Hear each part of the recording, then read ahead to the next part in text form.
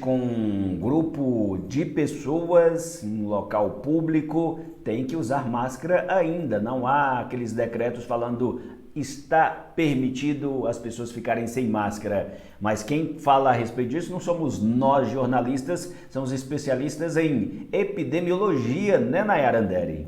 Isso mesmo, Magson. A gente teve um cenário recente, né? O estado de São Paulo, que estava prevendo a suspensão do uso de máscaras agora já para o dia 11 de dezembro, voltou atrás da medida e a justificativa de várias cidades que estão deixando a flexibilização do uso de máscaras de lado tem sido duas, principalmente.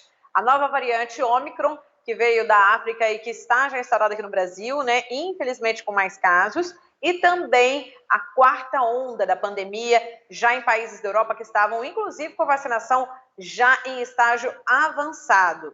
Então, esse medo de um novo pico da doença, da Covid-19 aqui no Brasil, tem feito muitos municípios deixarem a flexibilização de lado.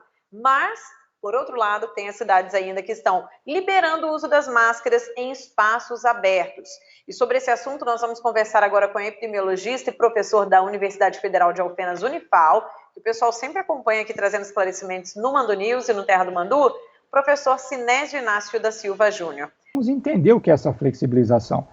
Como nós, de fato, avançamos muito, né, no controle da pandemia, com a vacinação e a vacinação crescendo na população. Então, se a gente fala assim, mas em local aberto, tá, em local aberto, bem ventilado, tá bom, você não usa máscara. Mas olha só um detalhe que a gente precisa ir aprendendo com o tempo. No Rio de Janeiro, né, já especialistas de lá começaram a avaliar o quê? Quando o Rio de Janeiro, cidade do Rio de Janeiro, falou que, olha, não, em local aberto não precisamos mais usar máscara e tal. O que acontece? Vamos fazer uma cena real. A pessoa está andando numa praça, ela vai entrar numa loja, ou vai entrar num restaurante, numa lanchonete, e ela já estava sem a máscara. O que se começou a observar lá? Aumentar a falta do uso das máscaras em local fechado. Então, de fato, leve a máscara consigo, né? Quando a gente faz aquela crítica, né, de olha, a máscara é para usar sobre o nariz e sobre a boca, e não debaixo do queixo. Mas a pessoa está ao ar livre, mas está transitando por uma calçada, por exemplo, um calçadão, que vai ter aglomeração, como tem nos calçadões, no comércio, agora no final de ano, né? Vai ter aglomeração das pessoas nas calçadas, puxa a máscara, cobre o rosto. Então veja que isso é relativo, né? Às vezes a gente até estranha, nossa, a pessoa está dentro do carro usando máscara.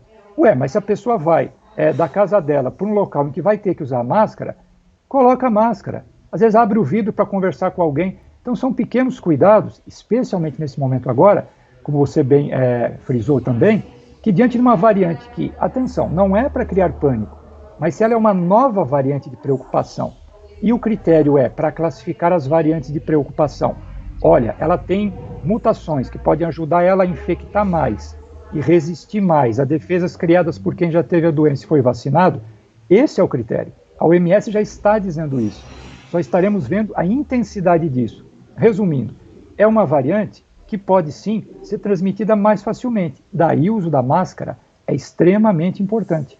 Muitas vezes a gente vê nas ruas as pessoas colocarem, eu vou usar até a minha máscara como exemplo, as máscaras penduradas, colocadas abaixo do queixo, ou o uso direto da mão com frequência na máscara, como eu mostrei aqui para falar uma coisa que é considerada errada pelos epidemiologistas. Eu gostaria que o senhor comentasse sobre essas várias formas comuns que são vistas no dia a dia, mas que podem trazer um prejuízo à saúde. O detalhe é muito importante, porque veja que a gente usa o termo assim, usa a máscara e uso correto das máscaras. Então isso já diz muito ou diz tudo. Então, a máscara tem que estar bem ajustada sobre o nariz, sobre a boca. Pessoas, por exemplo, que têm óculos, né? Faz um teste simples para ver se está bem ajustada. Começa a falar e se começar a embaçar o óculos é porque está escapando o ar aqui por cima. E o que acontece quando a gente manipula demais a máscara?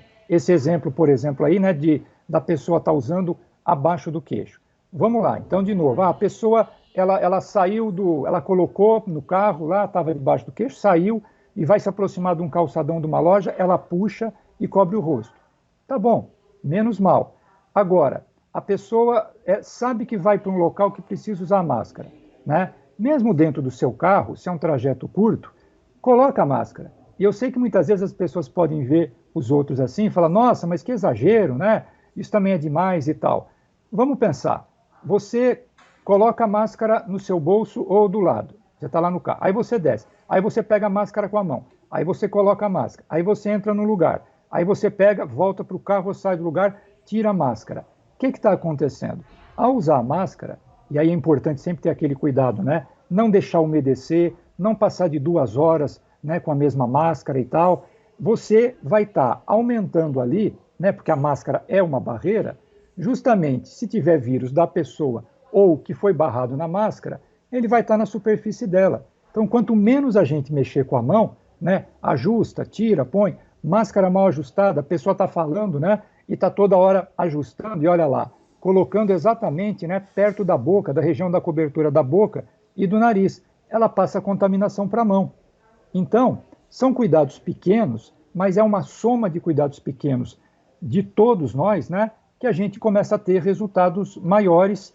E só para destacar, a nossa entrevista está sendo feita sem o uso da máscara, porque nós estamos em ambientes diferentes, essa entrevista está sendo feita online e, claro, ambos estão sozinhos, cada qual em seu ambiente. Professor, muito obrigada mais uma vez pela entrevista aqui para o Terra do Mandu. Eu que agradeço, Nayara, sempre à disposição.